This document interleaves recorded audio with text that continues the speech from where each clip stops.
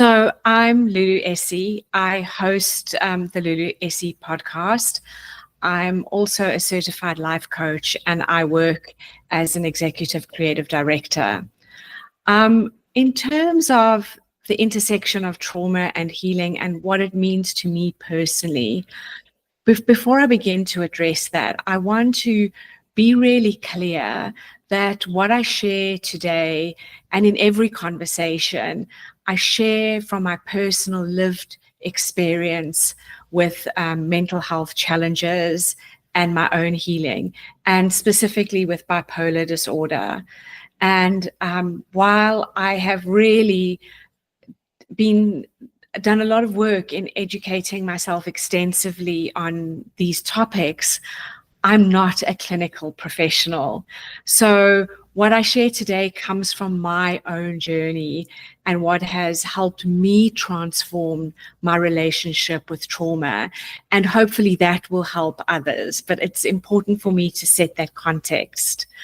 And just going on to my personal definition of trauma, I think for me, trauma isn't just the big, obvious events that we typically associate with the word. It's a big word. Trauma can be any experience that overwhelms our capacity to cope in the moment. And the most important thing about trauma is that it leaves an imprint on our nervous system.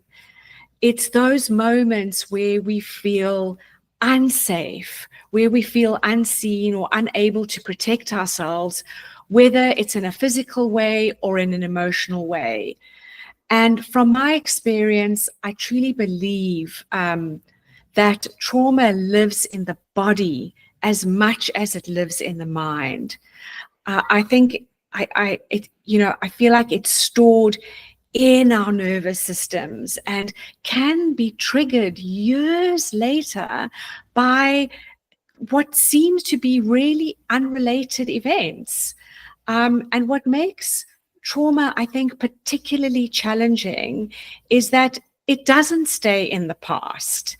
And it's like a lens. It's like a lens that we put on, and it colors how we see the present.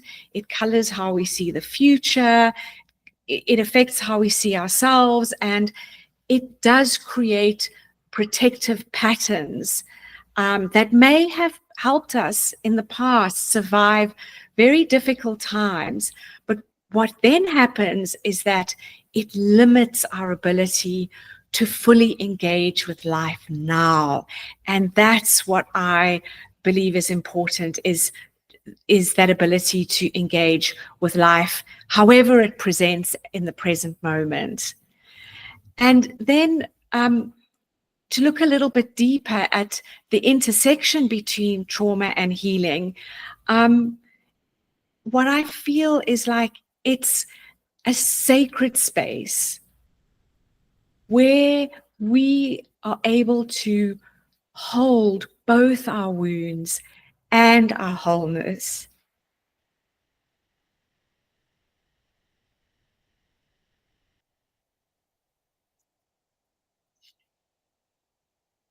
Because I think it's really important that we can hold both at the same time.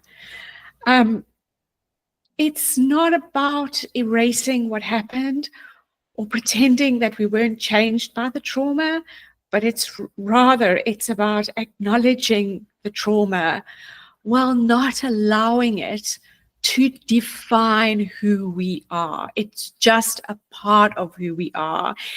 It's not the sole thing that defines us.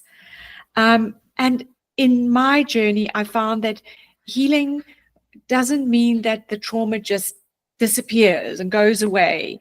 It means our relationship with it transforms. The pain, and that's what made me a little emotional, that once consumed everything, becomes integrated into a bigger, richer, more beautiful story about our lives.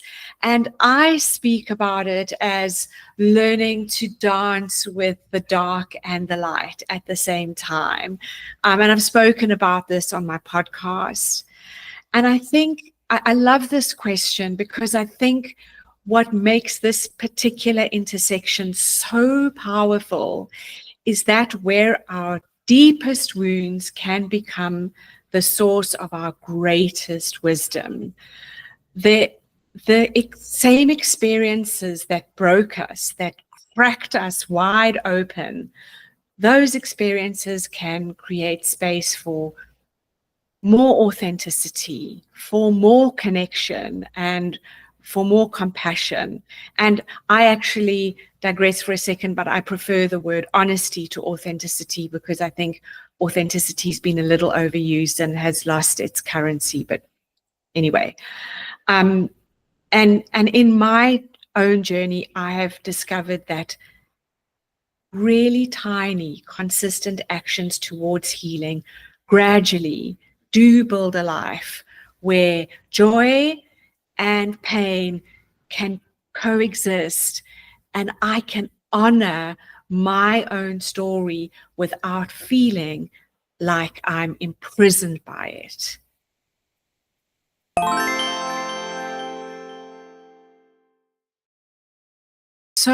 So when we think about trauma in the context of emotional and mental health, and you'll notice that sometimes I speak about mental health and sometimes I speak about mental fitness. Mental fitness is a term I prefer to use, and it's a term that I acknowledge Simon Sinek for because it denotes something that's ongoing. You know, you don't get fit once and then stop. And I think that applies to mental health as well. Sometimes we think mental health has an end point. But when I think about trauma in the context of our emotional and mental health, I do see it as like this invisible architect of our inner world. Trauma doesn't just create these isolated, painful memories. It fundamentally shapes how we experience our world and how we experience ourselves, more importantly. It becomes woven. It's like threads that become woven into the fabric of our nervous system. And it absolutely influences how we respond to stress. It influences how we form relationships, how we interpret everyday events, and even how we feel in our own bodies. Like I said, it's a lens that colors everything we experience, and often without us even realizing. And, I think what makes trauma so significant to our mental fitness is that these responses aren't conscious choices. They're automatic protective mechanisms that once helped us survive. And I think that's really an important point to make. And the fascinating thing is that our brain doesn't have the ability to distinguish between past and present danger. So when something in our environment reminds us or triggers us over a past trauma, even subtly, the nervous system responds as if the threat is happening right now. And this is why addressing trauma is so fundamental to mental and emotional well-being. It's not just processing difficult memories. It's about transforming our relationship with our entire nervous system. And I think the nervous system component is really important. And it's reclaiming our capacity to feel safe, connected, and fully present in our lives. And you asked me about some of the misconceptions about trauma and healing. And I think there's several of them. And one of the ones is that these misconceptions can make the healing journey more difficult than it needs to be.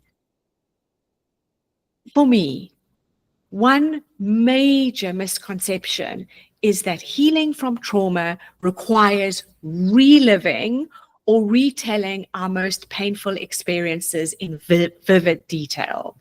And I know that there are some therapeutic approaches that do involve processing traumatic memories directly, and they can be valuable for a lot of people, but this isn't the only path to healing. And I think for some people, it can actually re-traumatize them. And in my experience, trauma can happen through approaches that work in harmony with our body and our nervous system, without us necessarily needing to reactivate that painful trauma that happened and the full emotional charge of that trauma. There's another misconception, is that healing means we erase, take this giant eraser and we erase all traces of trauma, and that once we healed, we'll never feel triggered or affected by our past experiences again. But contrary to that, I found that healing is more about building our capacity to be with difficult emotions, to be with difficult sensations without being overwhelmed by them. So it's about widening our window of tolerance. It's not about wrapping ourselves up in cotton wool. And I think also another misconception is that, and I find this a lot with my clients, is that they feel that trauma is this linear process that happens very neatly with a clear endpoint. But what I've experienced healing trauma is more like, I love to think about a spiral, an upward spiral, where we revisit similar things at deeper levels, depending on where we're at in our lives.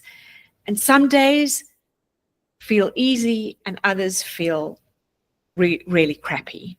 And there is no graduation day where we get a certificate and we say, okay, you're healed.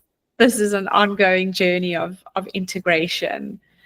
And the last thing I want to say is that I think the most damaging of all the misconceptions around trauma is that it means that we are broken. This is a big one for me. And the truth is that our nervous systems are built for resilience. They design that way, and they have an innate capacity for healing when we give our nervous systems the right conditions for healing. Our trauma responses are not character flaws.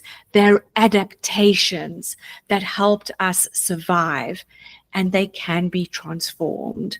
They can be transformed with patience, with consistency, with the right support, and with compassion.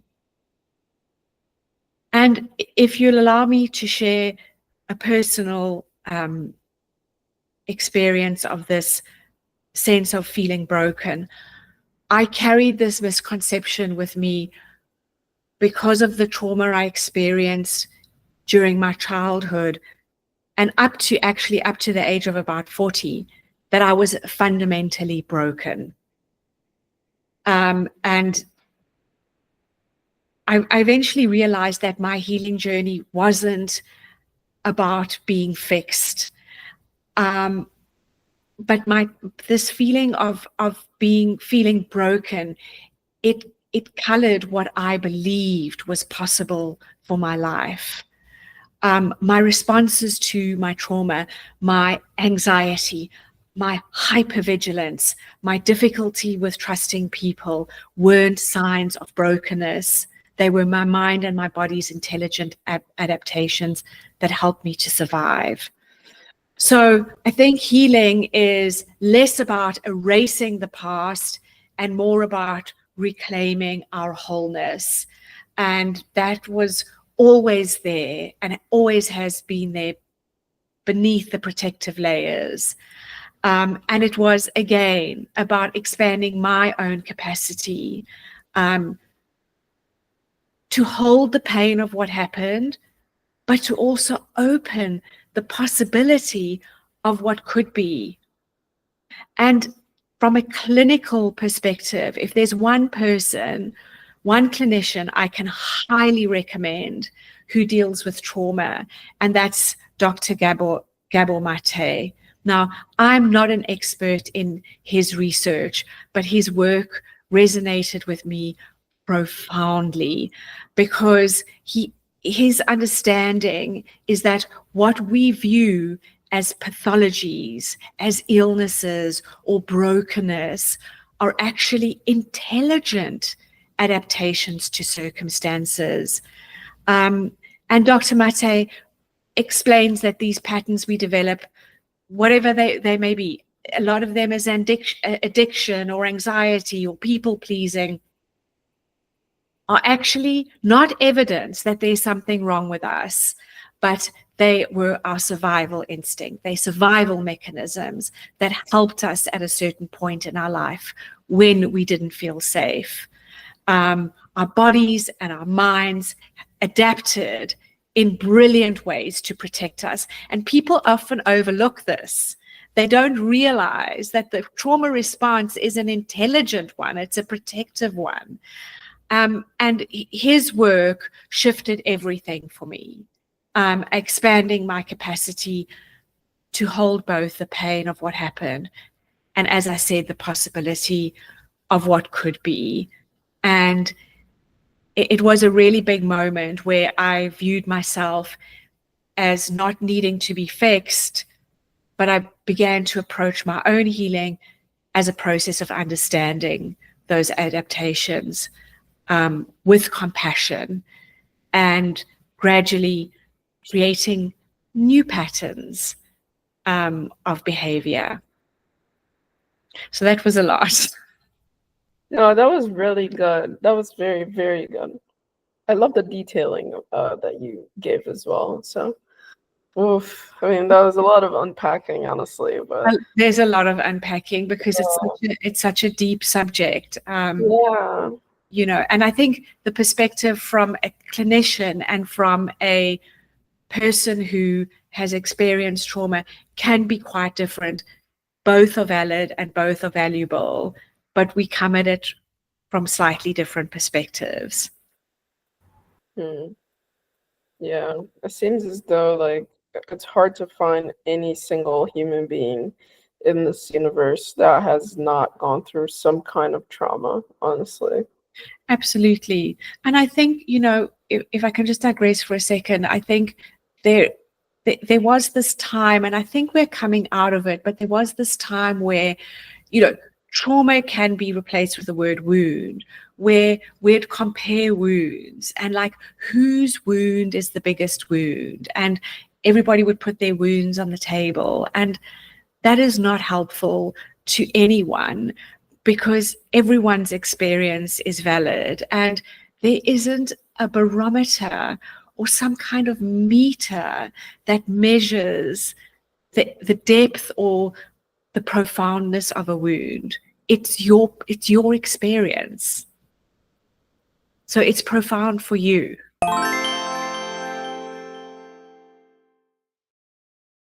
I think emotional resilience plays a pivotal, a vital, a key role in healing trauma, because it is essentially about building our capacity to be with the full spectrum of our emotions without being overwhelmed with them, or by them, I should say.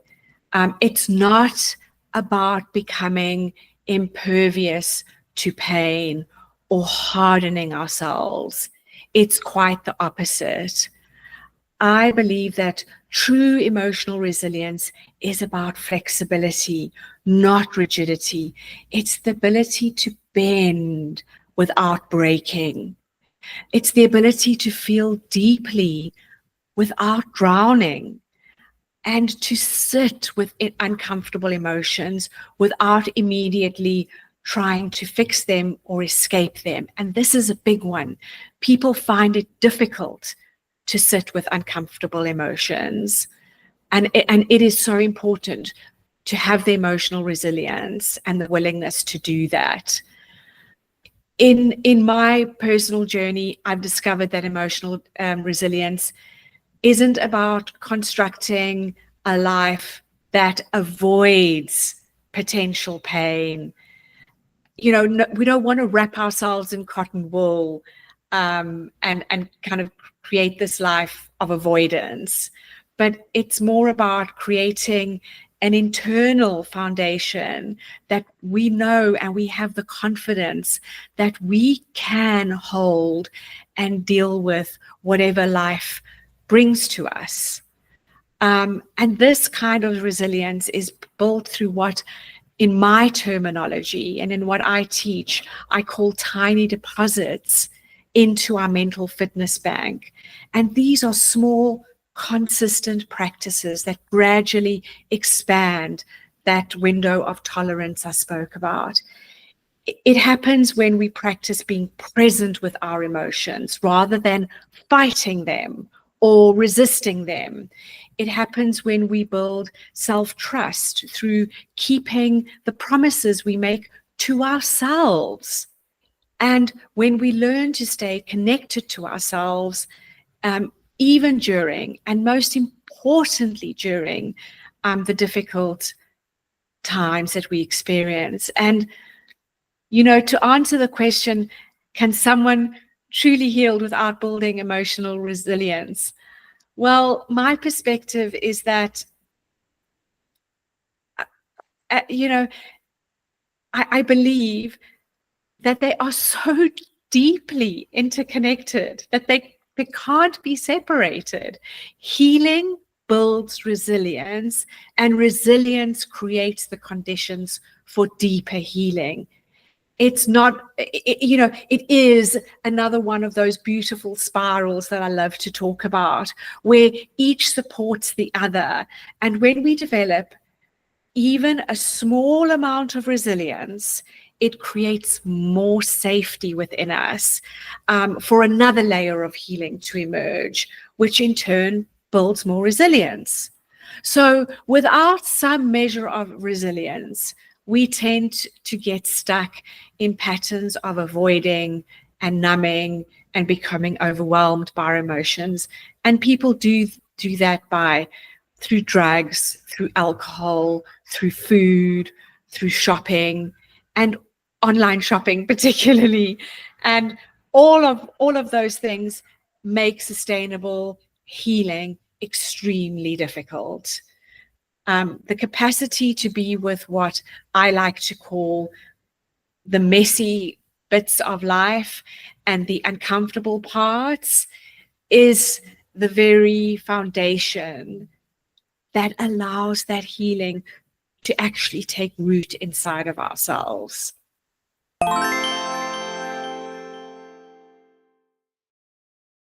So I am all in on tiny steps, and you'll hear me repeat that over and over again.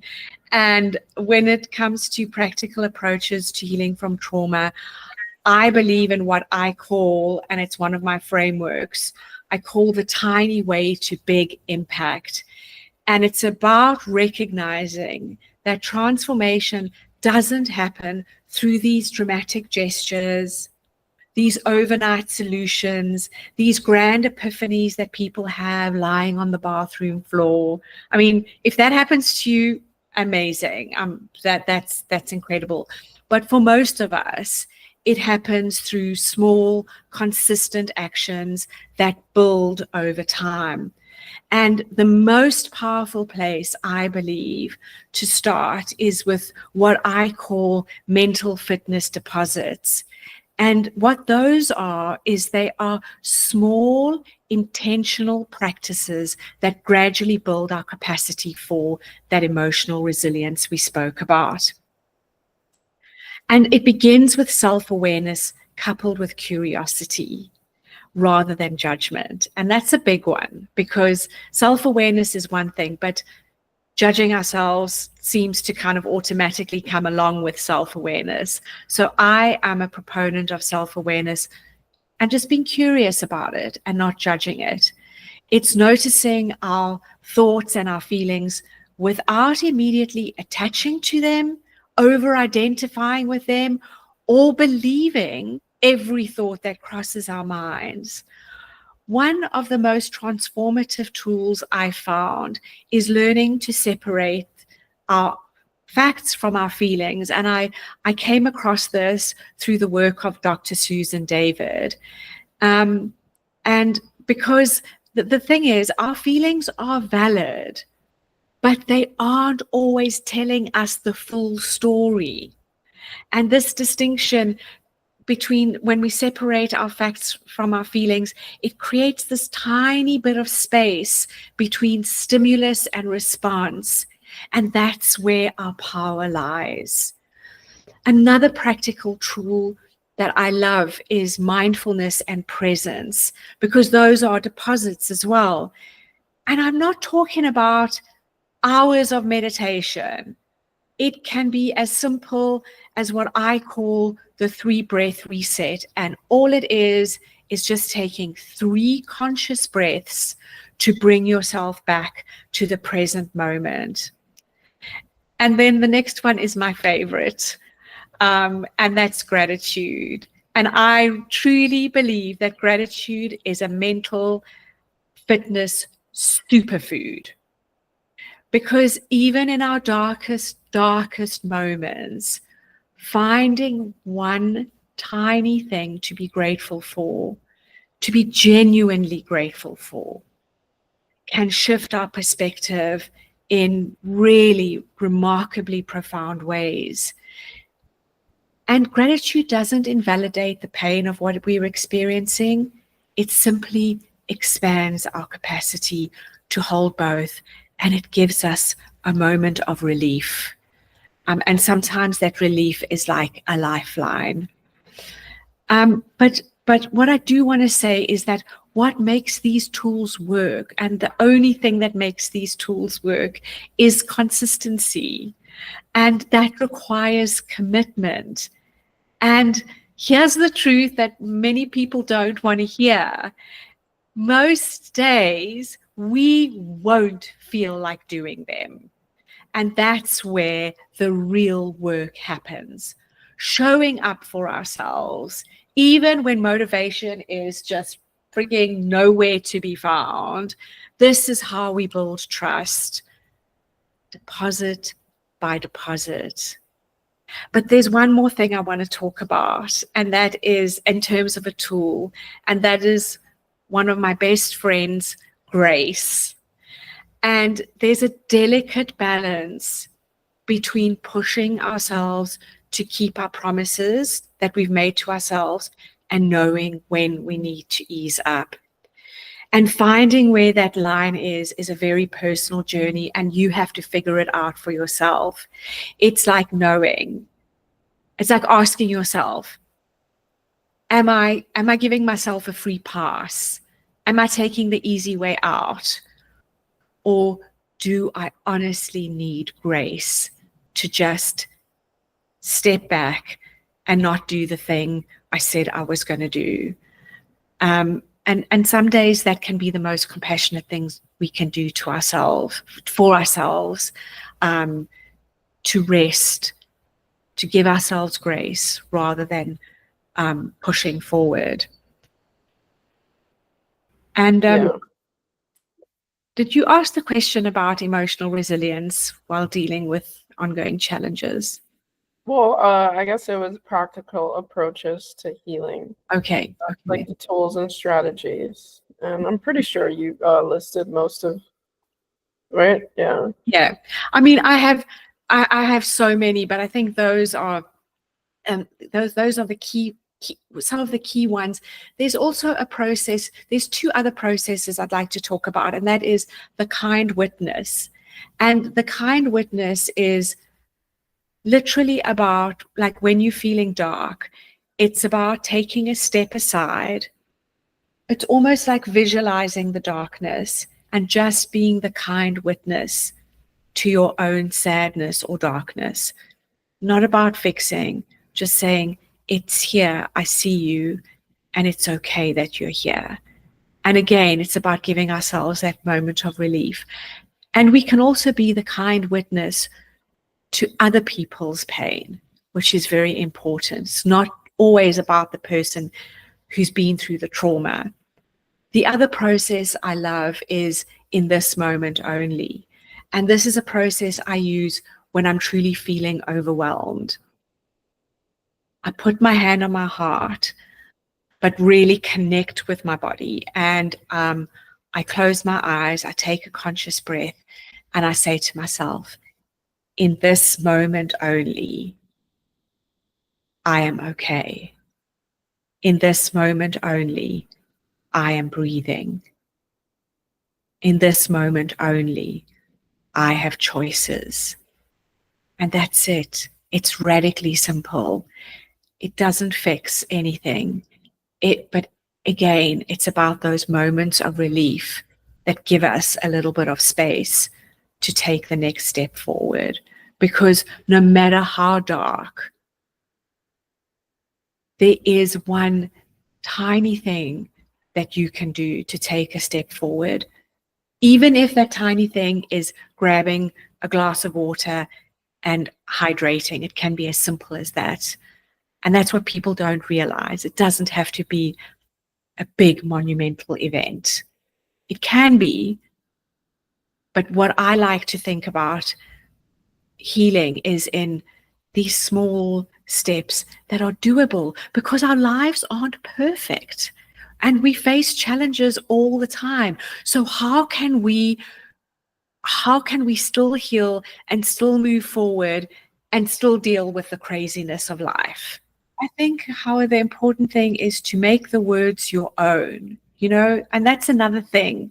I give suggestions, but I want people to take these tools and kind of experiment with them and morph them and make them feel like they belong to them, not to me. So in this moment only, I am loved, or in this moment only, I feel peace. Whatever those words are for you, that's what you need to say. This is really good. I'm in therapy. Okay, so building a support system for healing. How important is community and support when healing from trauma? How can someone create a healing community for themselves? Okay, I do want to answer that question, but I want to, you had asked me a question about building emotional resilience while dealing with ongoing challenges. And there's a little bit more, if you allow me, that I wanted to say about that, if you're okay with that. Because this is so crucial. People think life has to stop in order to heal. And I believe that they need to be able to heal while dealing with ongoing challenges. Life is not going to pause while we heal. The challenges keep coming, and often they come before we're ready for them. And this is where self-compassion becomes absolutely crucial. It's understanding that healing, like I've said, it's not linear. It doesn't follow a perfect timeline. And some days we'll take 2 steps forward, 1 back, and some days we'll just take 3 steps back. And that's not failure. That's being human. And the tiny approach I spoke to you about is especially valuable during ongoing challenges because it makes healing doable. And I want people to realize that healing is doable where they're at right now, even when life is messy, especially when life is messy and we're overwhelmed. So, what I found really profound about this concept of taking tiny steps, whether it's a conscious breath or writing down one thing that you're grateful for, is that these deposits, like I like to call them, they compound over time. And each time, each small act of showing up for ourselves builds evidence to our brain that we can trust ourselves. We are actually building new neural pathways, that we have agency, even in difficult circumstances. And this compound effect is what gradually transforms our relationship with past trauma and present challenges. And I want to just talk about when the magic really happens. The magic happens in the moments where we feel least capable, but we show up anyway, even in the tiniest way, because that's where resilience is truly built, not in perfect circumstances, but in the messy, imperfect reality of our everyday lives. And I would like to share something with you about this very particular conversation that we're having right now. I'm experiencing a mental health challenge at the moment, in real terms, what's called a relapse. And I've had to take a little bit of time off work to take care and rebuild my mental health. And I really thought about this conversation with you, and I thought about whether I should be having it, given that I'm in this state, and whether I should rather wait until I'm feeling better to have this conversation. And then it was so clear to me that this is exactly when this conversation matters most. Because this is healing in action. The reality is that life is not going to pause while I heal. You know, we don't get to press a button that says, please stop, I need some time to heal. Healing happens while life continues to unfold in the messy, imperfect way that it unfolds. And what I have really discovered that I think is very important is that I can be a light to someone while struggling. I can be a support to someone while needing to be supported myself. It's not either or. It's not an all or nothing approach. And I do believe that there is something incredibly powerful about connecting through our shared humanity, rather than presenting some perfectly polished, perfectly curated, healed version of ourselves that we post on social media. And I believe that the world does not need our perfection. The world needs our humanity. And sometimes that's a very scary, vulnerable place to be, but I think it's the most powerful place to be.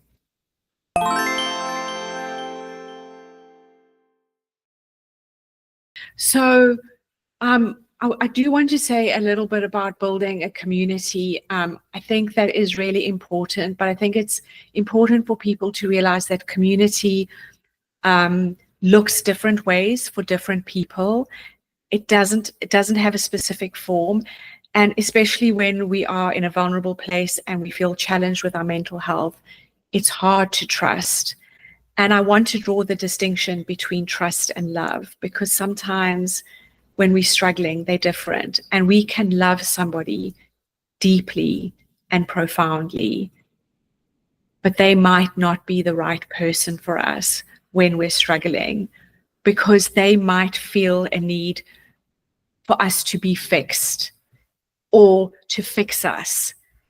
What I feel we need are people who can just be with us and be with our pain and just let it be what it is without trying to fix us. And community can be one person. And I think that's important for people to know. It doesn't have to be a group of people. It can be one person that you trust. And I think your safety is the most important component of a community. And I think in closing, there's something, it's a little delicate, but I want to touch on something important. And that is the stories that we tell about our trauma. Because there's a delicate balance here that I feel is often overlooked in healing conversations. Yes, I acknowledge that there are times when speaking about traumatic events is necessary and it is healing. But there's a point that we need to be mindful of, that those don't become our stories. Because when we over-identify with our trauma stories, we unconsciously and inadvertently anchor ourselves to that pain. The trauma becomes not just something that happened to us, but it becomes who we are. And that's where healing can stall. You know, I think part of the healing journey involves acknowledging the stories because they're real, but not letting them define who we are and what's possible for us.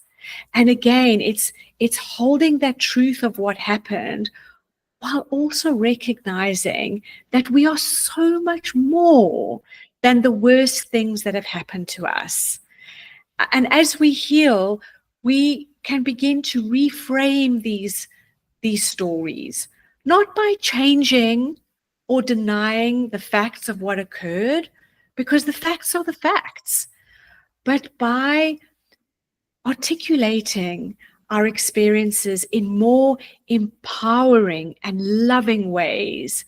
And this is not about forcing positivity or pretending that the trauma wasn't deeply, deeply painful, but it's about shifting from a story of victimhood to a story of empowerment. And that's the true place of healing. And this transformation in how we relate to our stories is where our real freedom begins. We move from being broken by our trauma to being expanded by it, finding our capacity for compassion, compassion for ourselves, compassion for others, finding our capacity for connection and honest living. And that actually, it deepens because of what happened and because of what we've endured and survived. So the story of our trauma doesn't disappear, but it becomes just one chapter in a much richer, more magical, more interesting, diverse, complex story of who we are becoming. And that shift from this trauma is who I am to this trauma is part of what has shaped me is one of the most profound transformations in healing. Excuse me. Maybe I can say that again for the sake of your edit. So the story doesn't disappear, but it becomes just a chapter in a much more magical, complex, richer story of who we are becoming. And I think the becoming is so important. And that shift from this trauma is who I am to this trauma is part of what shaped me is one of the most profound transformations in healing.